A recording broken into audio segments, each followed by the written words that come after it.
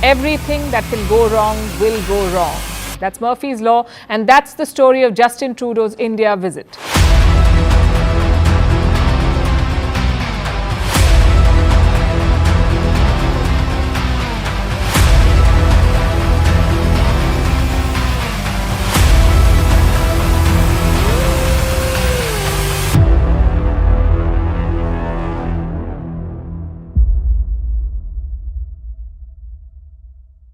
India का एक state जहां के 3 करोड़ लोगों का फ्यूचर थ्रेटन करने जा रहे हैं यूएस, कनाडा, जर्मनी, ब्रिटेन और हमारे super friendly neighbours Pakistan and China.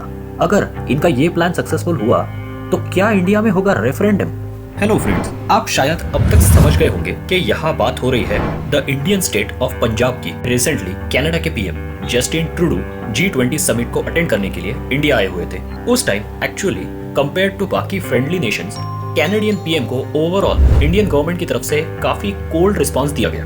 उनके साथ इंडिया ने इस इवेंट के साइडलाइंस पर कोई बायलैटरल डायलॉग भी अरेंज नहीं करवाया। And on the same lines Canadian PM ने भी एक्चुअली जो ग्रैंड डिनर ऑर्गेनाइज किया गया था इंडिया की तरफ से for the presidents and prime ministers of various countries, उसको भी अटेंड नहीं किया। ग्लोबल बायोफ्यूल अलायंस की मीटिंग को भी अवॉइड किया।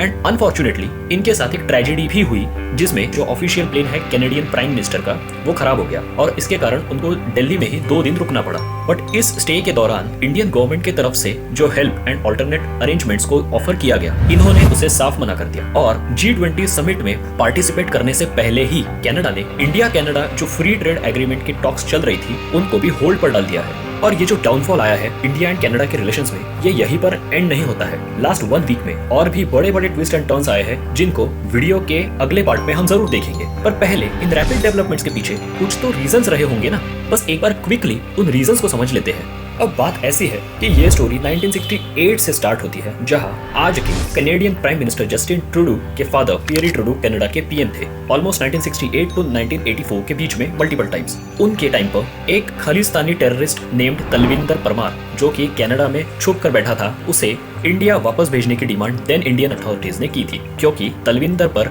कई सारे पुलिस ऑफिसर के किलिंग्स के और बाकी सीरियस क्राइम्स में पार्टिसिपेशन के प्रूफ्स थे। बट पियरी ट्रूडो ने इस रिक्वेस्ट को मना कर दिया एंड आगे जाके इस ही तलविंदर ने एयर इंडिया के फ्लाइट कनिष्का को 1985 में बॉम्ब से उड़ा दिया, जिसमें सभी पैसेंजर्स की डेथ हो गई। वैसे ये जो सब कुछ इश्यूज है, ये एक बहुत इंपॉर्टेंट सेपरेटिस्ट मूवमेंट को सेंटर स्टेज में लाता है जिसका नाम है खालिस्तान मूवमेंट। पर ये खालिस्तान मूवमेंट है क्या?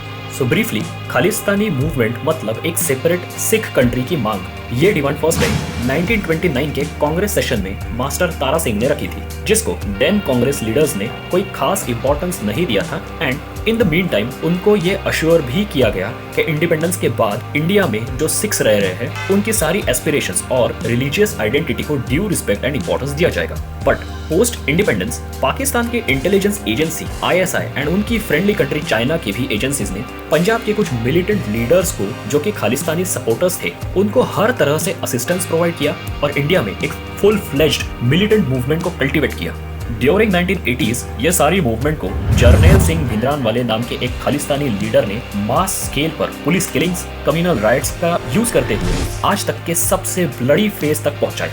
ऑलमोस्ट एक डेकेड ये सब चलने के बाद 1984 में जर्नैल सिंह की लीडरशिप में सारे खालिस्तानी मिलिटेंट्स गोल्डन टेम्पल में छुप गए। इन हेविली आर्म्ड टेररिस्ट्स को खत्म करने के लिए इंडियन आर्मी ने ऑपरेशन ब्लू स्टार को अंजाम दिया, जिसके अंडर फाइनली खालिस्तानी मूवमेंट और जर्नैल सिंह को खत्म किया गया। पर इसका रिवेंज इंडिया को बहुत हेवी प्राइस पर चुकाना पड़ा, जब prime minister of India Indira Gandhi को उनके सिक्योरिटी में रहने वाले सिख बॉडीगार्ड्स ने हेवी फायरिंग करके मार दिया। इस सारे एपिसोड के बाद इंडियन सॉइल पर खालिस्तानी मूवमेंट काफी हद तक खत्म हो गई। पर अब ये मूवमेंट के बचे हुए militants mostly Canada, Britain, Germany भाग गए और वहां से सिक्स फॉर जस्टिस जैसी ऑर्गेनाइजेशंस बना के इंडिया में इंसर्जेंसी एंड बॉम्बिंग्स जैसी एक्टिविटीज को कंटिन्यू रख रहे थे। और इनकी ये एक्टिविटीज को सपोर्ट करने में जो की प्लेयर्स है, उनमें सेलेक्टिवली यूएस को भी देखा गया है। स्पेशली ऐसा ऑब्जर्वेशन है एक्सपर्ट्स का कि जब जब इंडिया यूएस के अलावा किसी और कंट्री के साथ जैसे फ्रांस रशिया के साथ मिलिट्री डील्स करने जाता है तब तब यूएस इन सेपरेटिस्ट एलिमेंट्स को फंड करके और बाकी भी सपोर्ट देके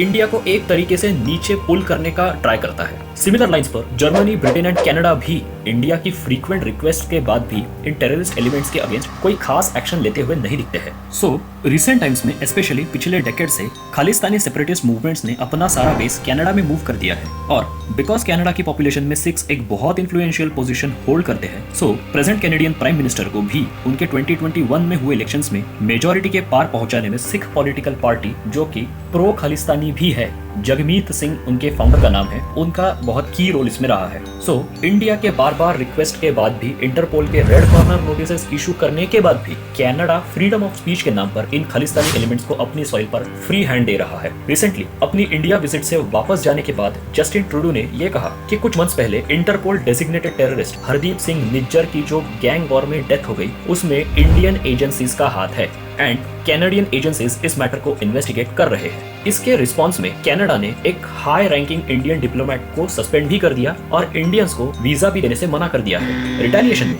इंडिया ने भी कनाडा के एक टॉप रैंकिंग डिप्लोमेट को इंडिया छोड़ने के लिए कहा है एंड वीजा सर्विसेज को हमने भी कैनेडियंस के लिए सस्पेंड कर दिया है। और अब आते हैं इस वीडियो के सबसे इंटरेस्टिंग पार्ट पर। क्या आपको पता है कि यूपीएससी की प्रिपरेशन में कोई भी सीरियस एस्पिरेंट, चाहे वो फन अकेडमी में जाके पढ़ता हो या फिर मिस्टर भाजीराम का प्रिय शिष्य हो, टेस्ट के लिए वो सरल यूपीएससी का रैंक 1 प्रोग्राम ही लगाता है, क्योंकि ये एक ऐसा यूनिक प्रोग्राम है जिसमें आपको यूपीएससी एग्जाम को सरल तरीके से कैसे डिवाइड एंड कॉन्कर करके जीता जा सकता है उसकी रेडीमेड रेसिपी मिलती है। इस प्रोग्राम के बारे में और डिटेल्स को जानने के लिए आप डिस्क्रिप्शन में दी हुई लिंक को यूज़ करें और ऐसे ही इंटरेस्टिंग टॉपिक्स पे आने वाले अगले वीडियोस को देखने के लिए चैनल को सब्सक्राइब करें, क्योंकि ऐसा करने से अब यूपीएससी होगा और भी सरल।